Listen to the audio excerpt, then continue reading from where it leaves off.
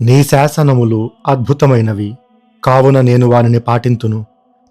నీ వాక్యముల వివరణము వెలుగును దయచేయును, తెలివిలేని వారికి తెలివిని పుట్టించును.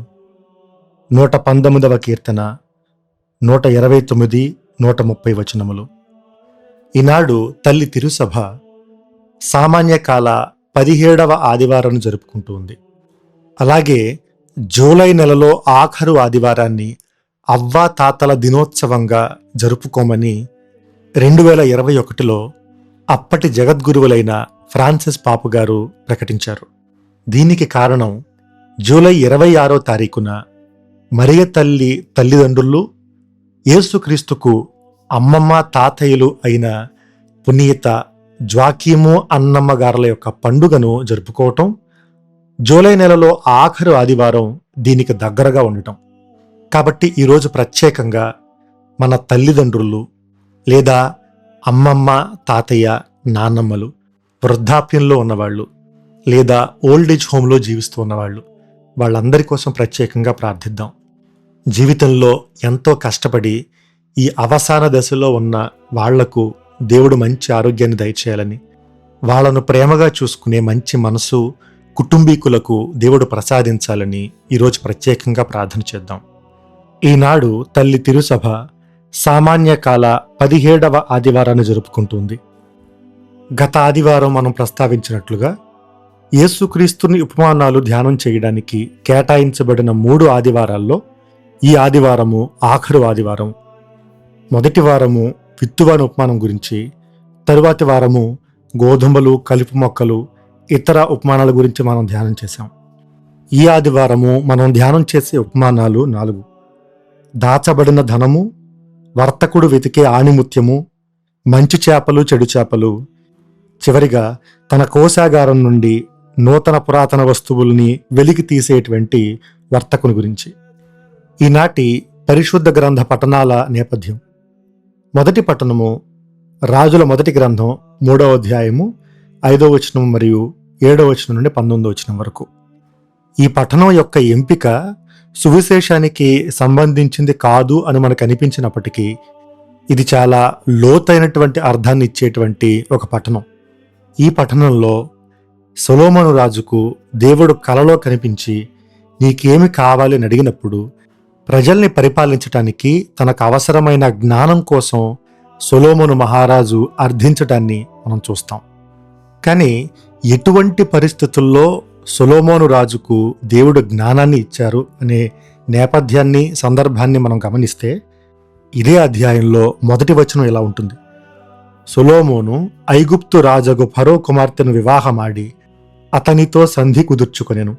తన ప్రాసాదమును, దేవాలయమును, పురప్రాకారములను నిర్మించు వరకు ఫరో కుమార్తెకు దావీదు నగరముననే నివాసము ఏర్పరచెను. ఆ తరువాత 2-3 వచనాల్లో ప్రభువునకు దేవాలయము ఇంకనూ నిర్మింపబడలేదు కనుక ఆనాటి ప్రజలు ఉన్నత స్థలములలో బలులర్పించుచుండిరి. సొలొమోను ప్రభువును ప్రేమించెను, తన తండ్రి అయిన దావీదు ఉపదేశమును పాటించెను. కాని అతడు కూడా ఉన్నత స్థలముల యందు బలులు అర్పించుచు సాంబ్రాణి పొగ వేయుచుండెను. సొలొమోను మహారాజు ఉన్న పరిస్థితిని మనం చూస్తే అందులో మంచి ఉంది, చెడు ఉంది. పరిపాలన కోసం దేవుణ్ణి అర్థించేంత వినయం ఉంది. కానీ ఇతర దేవతలకు ఇంకా బలి అర్పిస్తూనే ఉండేటువంటి చంచల తత్వం ఉంది.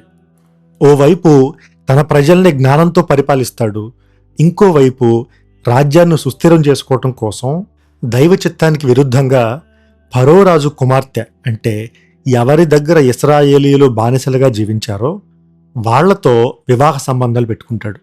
ఓవైపు తనలో నుండి మనం నేర్చుకోవలసినవి, అనుకరించవలసినటువంటి లక్షణాలు చాలా ఉన్నప్పటికీ దానిలో కొంత కొరత ఉండటం మనం గమనిస్తాం. ఆ కొరత ఏంటి అనేది సువిశేషాన్ని మనం ధ్యానం చేసినప్పుడు మనకు అర్థమవుతుంది. ఈనాటి భక్తి కీర్తన కీర్తనలన్నిటిలో అతి పెద్దదైన 119వ కీర్తన. ధర్మశాస్త్రాన్ని, దేవుని యొక్క కట్టడల్ని, వాటి గొప్పతనాన్ని వివరించడానికి రాయబడిన కీర్తన ఇది. ఇది రాయబడిన శైలి ఇంగ్లీష్లో అక్రోస్టిక్ అని పిలుస్తూ ఉంటారు. అంటే హిబ్రూ భాషలో ఉన్న 22 అక్షరాలకు ఒక్కొక్క అక్షరానికి 8 వచనాలు చొప్పున కేటాయించుకుంటూ మొత్తం 22x8 176 వచనాల రూపంలో వ్రాయబడింది. ఉదాహరణకి తెలుగులో ఒక చిన్న వాక్యం, అమ్మకు ఆవు అంటే ఇష్టం అన్నామనుకోండి. ఈ 3 పదాల్లోని మొదటి అక్షరాలు అక్షరమాల క్రమంలో ఆ, ఆ, ఈ 3 అక్షరాలు ఉంది. ఇలా ఉండటం వల్ల కంటత చేయడానికి చాలా సులభంగా ఉంటుంది. అందుకే యూదులు యెరూషలేము నగరంలో ప్రవేశించేటప్పుడు ఇంత పెద్ద కీర్తన అయినప్పటికీ దీన్ని వాళ్ళు జ్ఞాపకం ఉంచుకోవటం చాలా సులభంగా ఉండేది. ఈ కీర్తన తల్లి తిరుసభ మనకివ్వటం ద్వారా సువిశేషంలో మనకు కనిపించే దాచబడిన ధనము లేదా నిధి ఏదో కాదు, దేవుని యొక్క కట్టడలే అనేటువంటి సత్యాన్ని ఈ కీర్తన పరోక్షంగా మనకు బోధిస్తుంది. ఈనాటి 2వ పఠనము పునీత పౌలు గారు రోమీయులకు రాసిన లేఖ 8వ అధ్యాయము 26వ వచనం నుండి 30వ వచనం వరకు. గత కొన్ని వారాలుగా 2వ పఠనం మాట్లాడే అంశం ఆత్మ మనకు ఏ విధంగా సాయపడుతుంది అనే అంశం. ఇది సువిశేషం బోధించే అంశానికి కాస్త భిన్నంగా ఉన్నప్పటికీ దేవుణ్ణి ప్రేమించే వాళ్ళకి అన్నీ మంచికి సమకూరేలా దేవుడే ఏర్పాటు చేస్తారు అనే సత్యాన్ని మనకు బోధిస్తుంది. చివరిగా ఈనాటి సువిశేషము మత్తయి సువార్త 13వ అధ్యాయము 44వ వచనం నుండి 52వ వచనం వరకు. గత 2 ఆదివారాలు యేసుక్రీస్తు చెప్పిన ఉపమానాలు వ్యవసాయానికి సంబంధించినవైతే ఈ వారం యేసుక్రీస్తు చెప్పే ఉపమానాలు వేరే నేపథ్యాన్ని గురించి మనతో మాట్లాడుతున్నాయి. పొలంలో దాచబడిన ధనం గురించి, అలానే ముత్యముల కోసం వెతికేటువంటి వర్తకుని గురించి. యేసుక్రీస్తు చెప్పే ఈ కథలో అప్పటి సమాజ పరిస్థితుల్ని ప్రతిబింబిస్తాయి.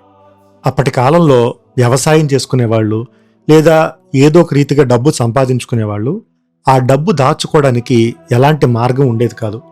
ఇప్పుడున్నట్టుగా బ్యాంకు పద్ధతి కానీ వాటన్నిటిని ఒక దగ్గర దాచిపెట్టుకోవడం కానీ సాధ్యపడేది కాదు.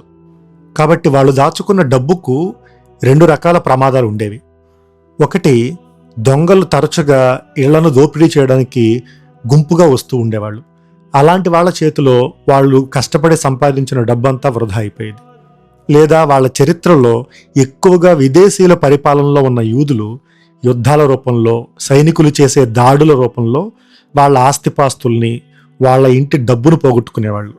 వీటి నుండి తప్పించుకోవడానికి కొంతమంది ఏం చేసేవాళ్ళంటే వాళ్ళ ఇంటి పెరట్లోనో లేదా పొలంలోనో వాళ్ళ డబ్బును దాచిపెట్టుకునేవాళ్ళు. అలా దాచిపెట్టిన విషయం తెలిసిన వ్యక్తి ఏ కారణం చేతనైనా చనిపోతే ఆ డబ్బు లేదా నాణేలు ఇవన్నీ అలానే దాచబడిన చోటే ఉండిపోయేవి. అందుకే ఇప్పటికీ పురావస్తు శాఖ వాళ్ళు చేసేటువంటి తవ్వకాల్లో మట్టి కుండల్లో దాచి ఉంచబడిన నాణేలు ఇప్పటికీ బయటపడుతూ ఉంటాయి. ఈ విషయాన్ని ఒకప్పటి రోమన్ సామ్రాజ్య కాలంలో జీవించిన చరిత్రకారుడు జోసెఫూస్ తన రచనల్లో, తన పుస్తకాల్లో ప్రస్తావించారు. 2వది ముత్యాల వ్యాపారం. యేసుక్రీస్తు కాలంలో బంగారం కంటే, వజ్రాల కంటే ముత్యాలకి ఎక్కువ విలువ ఉండేది. వాటిని కొనుక్కోవడానికి డబ్బున్న వాళ్ళు ఎక్కువగా మొగ్గు చూపేవాళ్ళు. ఈ 2 విషయాలతో యేసుక్రీస్తు దైవరాజ్యాన్ని పోలుస్తూ ఉన్నారు.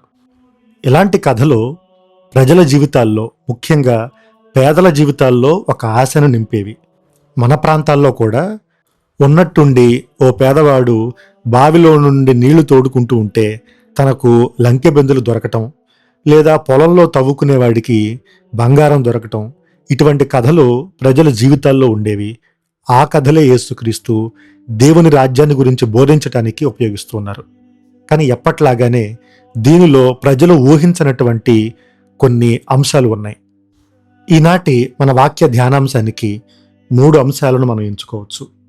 మొదటి అంశము జ్ఞానము నుండి దాచబడిన దైవరాజ్యము. 2వది అవసరమైన త్యాగము. 3వ అంశము మిళితమై ఉన్న మంచి చెడులు. మొదటి అంశము జ్ఞానము నుండి దాచబడిన దైవరాజ్యము. దేవుని యొక్క రాజ్యానికి ఉన్న లక్షణాల్లో ఒకటి దాచబడి ఉండటం.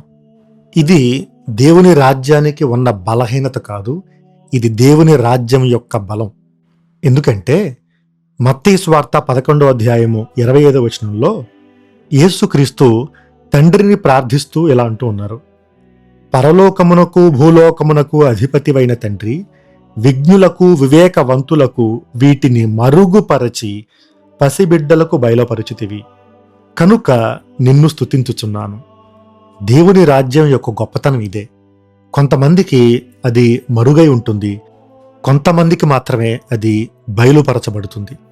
ఇది కూడా ఒక పరమ రహస్యం లాంటిదే. అందుకే యేసుక్రీస్తు దేవుణ్ణి స్తుతిస్తూ ఉన్నారు కూడా. ఇలా కొంతమందికి మరుగై ఉండటం, కొంతమందికి బయలుపరచబడటం ద్వారా. ఈ రెండు ఉపమానాల్లో మనం గమనించేటువంటి ఇంకొక మెలిక లేదా కొసమెరుపు ఏంటి అంటే, ఓ వ్యక్తికి పొలంలో దాచబడిన ధనం దొరికింది, కానీ ఆ పొలం ఎవరిదో అతనికి తెలియలేదు. ముత్యాల కోసం వెతికేటువంటి వర్తకుడు విలువైనటువంటి ముత్యాన్ని కనుగొన్నప్పుడు దాన్ని కొనుక్కోవటం కోసం తనకున్నదంతా కూడా అమ్మి కొంటూ ఉన్నాడు. కానీ దాన్ని అమ్మేంత మూర్ఖుడెవడు అంటే దాని విలువ తెలియనివాడు. తన పొలంలోనే అంత గొప్ప ధనం ఉందన్న విషయం తనకు తెలియకపోయినా, తన చేతిలో ఉన్న ముత్యం ఎంత విలువైందో తనకు అర్థం కాకపోయినా, వాళ్ళ నష్టం ఏంటి అంటే వాళ్ళు ఆ విషయాన్ని గ్రహించలేకపోవడమే. అందుకే ఇది పరమరహస్యం. దేవుని రాజ్యం అందరికీ అందుబాటులో ఉంటుంది, కానీ దాని విశిష్టతను కొంతమంది అర్థం చేసుకోగలరు, కొంతమంది నుండి అది గుప్తముగా ఉంచబడుతుంది అనే సత్యం మనం అర్థం చేసుకోవాలి. ప్రతి దివ్య సత్ప్రసాద ఆరాధన తరువాత ఆశీర్వాదానికి ముందు మోకరించి మనం పాడే పాట శిరమును వంచుడి వినయముతోడ. అందులో నాకిష్టమైన 2 వాక్యాలు మొదటి చరణంలో ఉంటాయి. నూతన ఆరాధన ప్రజ్వలింప గుప్తము నిందు పాత ఒప్పందము. పాత ఒప్పందము నూతన ఆరాధనలో దాగి ఉంది అని చెబుతున్నారు. ఆ తరువాత పంచేంద్రియములు గ్రహించగలుగున విశ్వాసమేగా దైవ రహస్యము. అంటే పంచేంద్రియాలతో మనం చూస్తే అర్థం చేసుకోగలిగేది కాదు దివ్య సత్ప్రసాదము, అది గుప్తమై ఉంది అనేటువంటి సత్యాన్ని ఇక్కడ థామస్ అక్వైనస్ గారు ప్రకటించారు. ఇదే దైవరాజ్యము ప్రకటించబడే పద్ధతి. దివ్య సత్ప్రసాదము అందరికీ అందుబాటులో ఉంటుంది, కానీ గోధుమ అప్పము ద్రాక్ష రసము యొక్క గుణాల వెనుక యేసుక్రీస్తుని యొక్క దివ్యాత్మ, శరీరము, రక్తము, దైవ స్వభావము ఇవన్నీ దాగి ఉండేటువంటి పరమరహస్యం. ఇదే దేవుని రాజ్యము యొక్క పరమరహస్యం. బైబిల్ గ్రంథం అందరికీ అందుబాటులో ఉంటుంది, కానీ దాన్ని తెరిచి చదివేటువంటి వాళ్ళకి, దాన్ని ధ్యానం చేసేటువంటి వాళ్ళకి మాత్రమే దానిలో ఉండేటువంటి నిధి దొరుకుతుంది. 52వ వచనంలో మనకు కనిపించే ఉపమానం బైబిల్ గ్రంథాన్ని గురించినట్టుగా మనకు అనిపిస్తుంది. శిక్షణ పొందిన ప్రతి ధర్మశాస్త్ర బోధకుడు తన కోశాగారం నుండి ఏమేం వెలికి తీస్తాడు అంటే నూతన, పురాతన వస్తువులు. బైబిల్ గ్రంథంలో కూడా నూతన నిబంధన, పూర్వ నిబంధన 2 ఉంటాయి. 2 చాలా ముఖ్యమైనవే. వాటి విలువను ఎవరు గ్రహిస్తారు అంటే శిక్షణ పొందిన ప్రతి ధర్మశాస్త్ర బోధకుడు. కోశాగారంలో ఇవి 2 ఉంటాయి. ఆ రెండిటి విలువ ఎవరు గ్రహిస్తారంటే శిక్షణ పొందినవాడు, వాటి విలువ తెలిసినవాడు మాత్రమే. పూర్వ నిబంధనలో నూతన నిబంధన దాగి ఉంటే నూతన నిబంధనలో పూర్వ నిబంధన బయలుపరచబడుతుంది. ప్రారంభంలో మనం చెప్పుకున్నట్లుగా ఈరోజు అవ్వ తాతల దినోత్సవం. జీవితం అనే మన కోశాగారంలో పురాతన వస్తువులుంటాయి, నూతన వస్తువులుంటాయి. 2 చాలా ముఖ్యమైనవే. మన జీవితంలో కూడా చిన్నపిల్లలు ఉంటారు, తోబుట్టువులు ఉంటారు, అలాగే తాతయ్యలు, అమ్మమ్మలు, నానమ్మలు వాళ్ళు కూడా ఉంటారు. వాళ్ళు మన గతం అయితే మనం వాళ్ళ భవిష్యత్తు.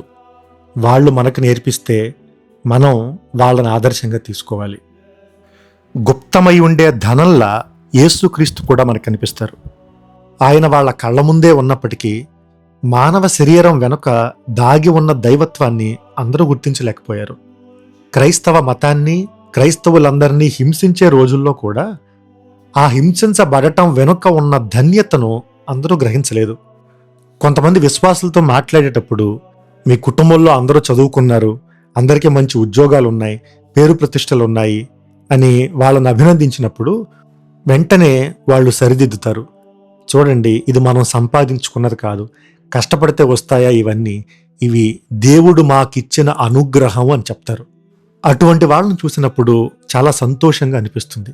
వీటి వెనక దాగి ఉన్న నిధి దేవుడే అనేటువంటి సత్యం అందరికీ దొరికేది కాదు, అందరూ గ్రహించేది కాదు, అది కొంతమందికి కనుమరుగై ఉండేది.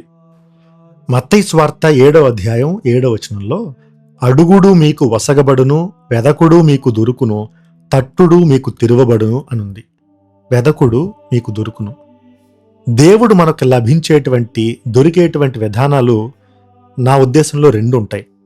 ఆ 2 ఈరోజు ఉపమానాల్లో మనం చూడొచ్చు. మొదటిది, వెదికేటువంటి వాడికి దొరికే ముత్యము దేవుడు. రెండవది, ఎక్కువగా శ్రమ పడకుండానే తనకు తారసపడేటువంటి ధనము దేవుని రాజ్యం. వీటికి ఉదాహరణగా మనకు 2 పాత్రలు కనిపిస్తాయి. మొదటి వ్యక్తి సిమియోను ప్రవక్త. ఆయన ఒక నీతిమంతుడు, దేవుని రాజ్యం కోసం ఎదురు చూసేవాడు, పవిత్రాత్మతో నింపబడినవాడు. ఆ నిరీక్షణ, ఆ ఎదురుచూపు ఇవన్నీ ఫలించి యేసుక్రీస్తును తన చేతులలో స్వీకరించే కృపను ఆయన పొందుకున్నాడు. రెండవ వ్యక్తి హింసకుడైన సౌలు, పౌలుగా మారినవాడు. ఆయన దేవుని కోసం వెతకలేదు, హింసించేవాడిగా క్రైస్తవుల్ని చంపాలని ప్రయత్నించినవాడు. కానీ అతనికి దేవుడు ఎదురుపడి తన జీవితంలో ప్రవేశించారు. మొదటి పఠనం యొక్క నేపథ్యాన్ని మనం చదివినప్పుడు అది సువిశేషానికి సంబంధించిందిగా మనకు అనిపించదు అని మనం చెప్పుకున్నాం. అలానే సొలొమోను మహారాజు యొక్క జీవిత విధానంలో అభినందించదగిన విషయాలు, అలానే దోషాలు, లోటుపాట్లు కూడా ఉన్నాయి అని మనం చెప్పుకున్నాం. అభినందించదగిన విషయం ఈరోజు మొదటి పఠనంలో మనకు కనిపిస్తుంది. 7వ వచనంలో సొలొమోను మహారాజు ప్రార్థన ఇలా ఉంటుంది: ప్రభు, ఇప్పుడు మా తండ్రికి బదులు నన్ను రాజును చేసితివి, అయినను నేను చిన్నవాడను. ఆ తరువాత 5వ వచనంలో, కావున నీ ఈ సేవకునకు మంచి చెడ్డలను ఎంచి పరిపాలించు వివేకమును ప్రసాదింపుము. నేను చిన్నవాడిని కాబట్టి నాకు జ్ఞానాన్ని ఇవ్వు అని అడుగుతూ ఉన్నాడు. ఇందాక మనం చెప్పుకున్నాం, మత్తయి సువార్త 11వ అధ్యాయం 25వ వచనంలో పసి బిడ్డలకు వీనిని బయలుపరిచితివి అని యేసుక్రీస్తు తండ్రిని స్తుతించడం. అలాగే మత్తయి సువార్త 18వ అధ్యాయం 4వ వచనంలో, కాబట్టి తనను తాను తగ్గించుకొని ఈ బాలుని వలె రూపొందువాడే పరలోక రాజ్యమును గొప్పవాడు. పసివాడిగా దేవుని మీద ఆధారపడేటువంటి వాడికి దేవుడు చేరువలో ఉంటాడు, దేవుడు తనను తాను బయలుపరుచుకుంటాడు, తన జ్ఞానాన్ని ప్రసాదిస్తాడు అనేది సొలొమోను మహారాజు నుండి మనం నేర్చుకోదగినటువంటి అంశం. కానీ ఇక్కడ ఒక మెలిక ఉంది. చిన్నవాడు దేవుని ప్రార్థించి జ్ఞానవంతుడిగా మారాడు. ఆ జ్ఞానాన్ని సంపాదించిన తరువాత ఇంకా చిన్నపిల్లవాడిగా దేవుని మీద ఆధారపడి ఉన్నాడా సొలొమోను మహారాజు అంటే అక్కడ తప్పు చేశాడు. మత్తయి సువార్త 12వ అధ్యాయము 42వ వచనంలో యేసుక్రీస్తు సొలొమోను రాజు గురించి మాట్లాడుతూ చివరన ఒక మాట అంటారు: అదిగో ఆ సొలొమోను కంటే గొప్పవాడు ఒకడు ఇచట ఉన్నాడు. జ్ఞానం కోసం ప్రార్థన చేసి జ్ఞానిగా పిలువబడిన సొలొమోను కంటే గొప్పవాడు ఎవరుంటారు అంటే దేవుని మీద ఆధారపడేవాడు. ఇక్కడ సొలొమోను మహారాజు జీవితాన్ని పొలంలో దాచబడిన ధనాన్ని గుర్తించిన వ్యక్తిగానో లేదా ముత్యాల కోసం వెతికే వర్తకునిగానో మనం పోల్చి చూస్తే కనుగొనటం మాత్రమే సరిపోదు. జ్ఞానం ఒక్కటే చాలదు, ఇంకేదో కావాలి. ఎందుకంటే జ్ఞానం ఒక్కటే సరిపోయేదైతే తెలుసుకోవటంతో సరిపెట్టుకుంటే సొలొమోను మహారాజు పాపములో పడి ఉండేవాడు కాదు. అంటే జ్ఞానం కంటే ఇంకేదో అవసరం. జ్ఞానము కేవలం మొదటి మెట్టు మాత్రమే, దాని తరువాత ఇంకేదో అవసరం, ఇంకేదో కావాలి. అదే చేయవలసిన త్యాగము. ఈనాటి 2వ అంశము అవసరమైన త్యాగము. నాకిష్టమైన కథ ఒకటి ఉంది. అడవిలో కట్టెలు కొట్టుకునే ఒక వ్యక్తికి దేవుడు రోజు కల్లో కనిపించి, నిన్ను నేను ప్రపంచంలో అందరికంటే ఐశ్వర్యవంతుణ్ణి చేస్తాను, అడవిలో తూర్పు దిక్కుగా నువ్వు వెళ్ళు అని చెప్పారు. ఆ కట్టెలు కొట్టుకుంటూ జీవించే పేదవాడు అలానే లేచి తూర్పు దిశగా అడవిలో ప్రయాణం చేస్తూ వెళ్ళాడు. పగలంతా గంటల కొద్దీ ప్రయాణం చేశాడు, తనకి ఏమీ కనిపించలేదు. చీకటి పడే సమయానికి తనకు తూర్పు దిక్కుగా దూరంగా ఒక గుహ కనిపించింది.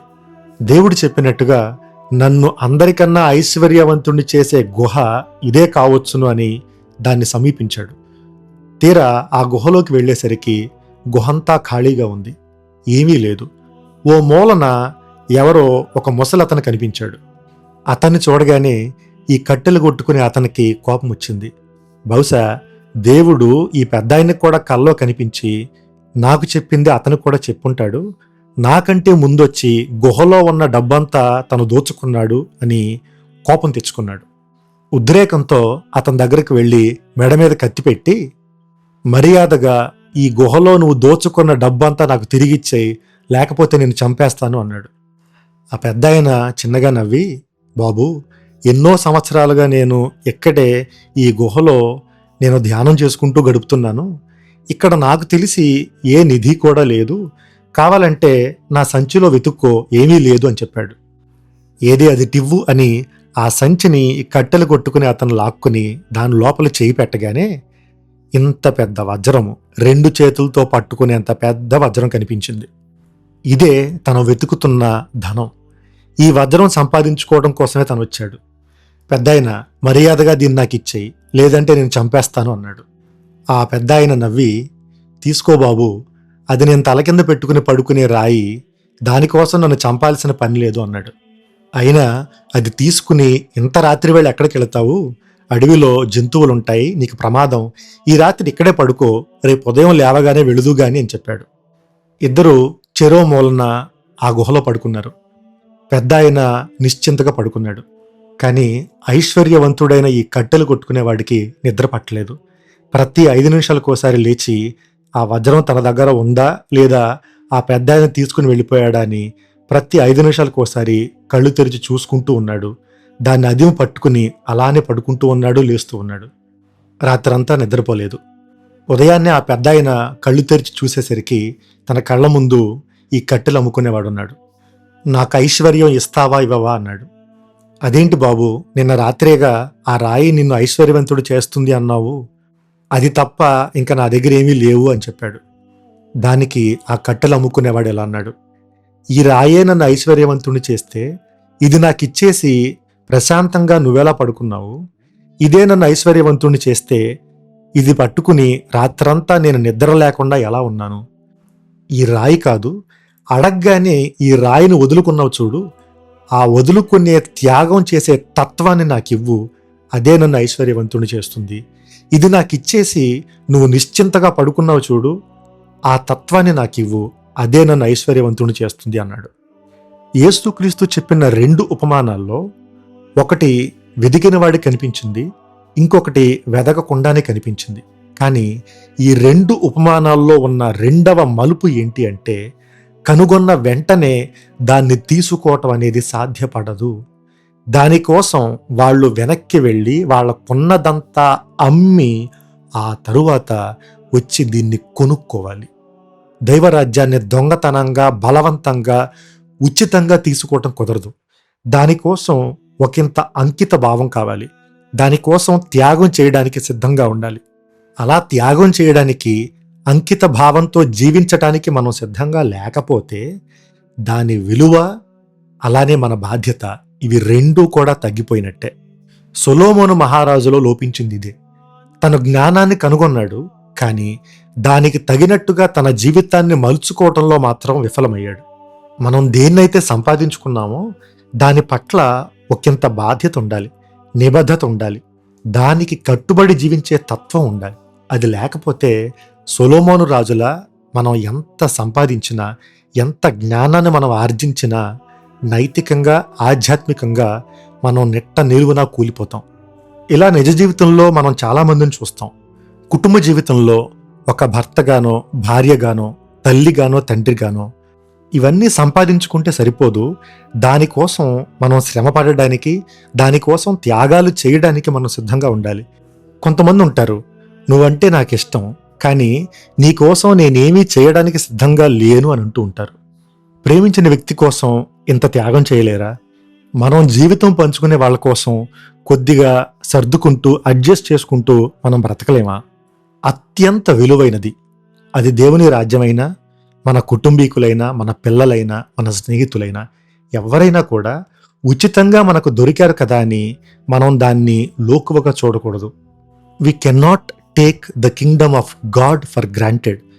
మనం దాన్ని పొందుకోవడానికి అంకిత భావం కావాలి. We need commitment and sacrifice to live in the kingdom of God. నేను ఒక గురువు అవ్వడానికి 12 సంవత్సరాల తరబేదు పొందుకున్నాను. ఒక్కసారి గురు పట్టాభిషేకం తరువాత ఆ అంకిత భావాన్ని నా జీవితంలో నేను చూపించలేకపోతే సొలొమోను రాజులానే ఓ గురువుగా నా పతనం కూడా ఉంటుంది. యేసుక్రీస్తును అనుసరించిన అపోస్తులను చూద్దాం. పేతురు, ఆంద్రేయ, యాకోబు, యోహానులు. యేసుక్రీస్తే వాళ్ళని పిలిచారు. అది గొప్ప భాగ్యం, అందరికీ లభించేది కాదు. కానీ దాన్ని పొందుకోవటం కోసం వాళ్ళు పడవల్ని, వలల్ని, వాళ్ళ కుటుంబాన్ని వదిలిపెట్టి వచ్చారు. అది దేవుని రాజ్యానికి వాళ్ళు ఇచ్చే విలువ. దేవుని రాజ్యాన్ని కనుగొనటం పెద్ద విషయం కాదు, కానీ దాన్ని పొందుకోవటం కోసం మనం సర్వాన్ని వదిలిపెట్టి రావడానికి, అమ్మి దాన్ని కొనుక్కోవడానికి సిద్ధంగా ఉన్నామా లేవా అనేది నిజమైనటువంటి ప్రశ్న. నిజానికి ఇందులో ఒకంత వెర్రితనం కూడా కనిపిస్తుంది. ఎందుకంటే ఒక వడ్రంగిని అనుసరించడానికి చేపలు పట్టుకునే వాళ్ళు అన్నీ వదిలిపెట్టి రావటం అది కాస్త వెర్రితనంలా కనిపిస్తుంది. ఒక ముత్యం కోసం సర్వస్వాన్ని ఎవరమ్ముకుంటారు? విశ్వాసం కోసం ప్రాణాలని వదులుకునే అంత పిచ్చివాళ్ళు ఎవరుంటారు? కానీ అదే దేవుని రాజ్యం. నేను పొందుతున్న దానితో పోల్చుకుంటే నేను పోగొట్టుకునేది ఏ పాటి అనేది దేవుని రాజ్యం మనలో కలిగించేటువంటి భావన. ఈ భావన మనం అలవర్చుకోవాలి. కనుగొనటం సరిపోదు, కనుగొన్న దానికోసం త్యాగం చేయడానికి, జీవితాన్ని, సర్వస్వాన్ని దానికోసం పణంగా పెట్టడానికి మనం సిద్ధంగా ఉండాలి. 3వ అంశము మిళితమై ఉన్న మంచి చెడులు. గత వారం మనం చూసినట్లుగా పంటతో పాటు ఎలా కలుపు మొక్కలు కలిసి ఉంటాయో అలానే మంచి చెడులు రెండూ కూడా కలిసే ఉంటాయని యేసుక్రీస్తు చెప్పిన ఉపమానాల్లో ఆఖరు ఉపమానం మనకు చెబుతుంది. సముద్రంలో వల వేసినప్పుడు అన్ని రకాల చేపలు పడతాయి. వాటిలో మంచి చెడు అనేటువంటి చేపల్ని వేరు చేసి మనకి ఏదైతే అవసరమో వాటిని మాత్రమే తీసుకుంటాము అని మొదటి ఉపమానం చెబితే, ఆ తర్వాత రెండో ఉపమానంలో ధర్మశాస్త్ర బోధకుడు తన కోశాగారం నుండి నూతన పురాతన వస్తువుల్ని వెలికి తెచ్చేటువంటి యజమానుని పోలి ఉన్నాడు అని రెండో ఉపమానం చెబుతుంది. చేపలు పట్టే ఒక వ్యక్తి ఏది మంచి చేప, ఏది చెడు చేప అనేది ఎలా నిర్ధారించుకుంటాడు? దీనికి 2 కారణాలు. ఒకటి, చేప ఎంత పెద్దగా ఉన్నా అది తినడానికి పనికిరాదు అన్నప్పుడు దాన్ని పడవేయాలి. మన జీవితానికి ఉపయోగం లేదు అనుకునే వాటికి దూరంగా ఉండటం అది శ్రేయస్కరం. రెండవది, కొన్ని చేపల్ని లేదా కొన్నిటిని తింటే అది మనకు ప్రమాదకరం, చివరికి చనిపోయేంత ప్రమాదకరమైనవి కూడా ఉంటాయి. అలాగే ఏది మనకి చెడు చేస్తుందో, ఏది మనకి హాని తలపెడుతుందో వాటికి మనం దూరంగా ఉండటం. సొలొమోను మహారాజు చాలా జ్ఞానవంతుడు, కానీ తన పతనాన్ని తానే కొని తెచ్చుకున్నాడు. అన్యులను పెళ్లి చేసుకోవటం, వాళ్ళ దేవతలకు బలులు అర్పించటం, ఇది తనకు ఉపయోగం లేనిది, ప్రమాదకరమైంది. ఎందుకు ఉపయోగం లేదు అంటే దేవుడు తనకిచ్చిన రాజ్యాన్ని కాపాడుకోకుండా మిగతా రాజ్యాలతో సంబంధాలు ఏర్పరచుకునేటువంటి అత్యాశ మొదటిదైతే, రెండవది తన నైతిక జీవితాన్ని తానే కూల్చుకుంటూ ఒక వ్యక్తిగా తనను దిగజార్చేటువంటి జీవితానికి తను అలవాటు పడటం. జ్ఞానము అంటే మన జీవితంలో దేవుని హస్తాన్ని, దేవుని యొక్క అవసరాన్ని గ్రహించగలగటం, దేవుని మీదే ఆధారపడి జీవితాన్ని కొనసాగించటం. దేవుని రాజ్యము అంటే ఇదే. ఇదిగో సొలొమోను కంటే గొప్పవాడు ఒకడు ఇచ్చట ఉన్నాడు. ఎందుకంటే పూర్తిగా దేవుని మీద ఆధారపడి చిన్న పిల్లవాని మనస్తత్వంతో జీవించిన క్రీస్తు సొలొమోను కంటే గొప్ప జ్ఞానం కలిగినవాడు. కేవలం దేవుని రాజ్యాన్ని కనుగొనటం మాత్రమే కాదు, దానికోసం మన జీవితాన్ని మలుచుకోవడానికి, మన జీవితాన్ని అంకిత భావంతో జీవించటానికి మనం సిద్ధంగా ఉన్నప్పుడే, దానికోసం త్యాగం చేయడానికి కూడా మనం సిద్ధంగా ఉన్నప్పుడే దానిలో ఉన్నటువంటి తృప్తిని మనం పొందగలుగుతాం, ఆస్వాదించగలుగుతాం. జీవితం అనే మన పొలంలో దాగి ఉన్న దేవుని నిధిని, దాచబడిన ధనాన్ని మనం గ్రహించే కృపను, ఆ కృపను కనుగొన్న మనము దానికోసం అంకిత భావంతో మనం జీవించగలిగే భాగ్యాన్ని దేవుడు మనకు ప్రసాదించాలని ప్రార్థన చేద్దాం. సర్వశక్తిగల సర్వేశ్వరుడు, పిత, పుత్ర, పవిత్రాత్మ మనలను ఆశీర్వదించి కాపాడునుగాక. ఆమెన్.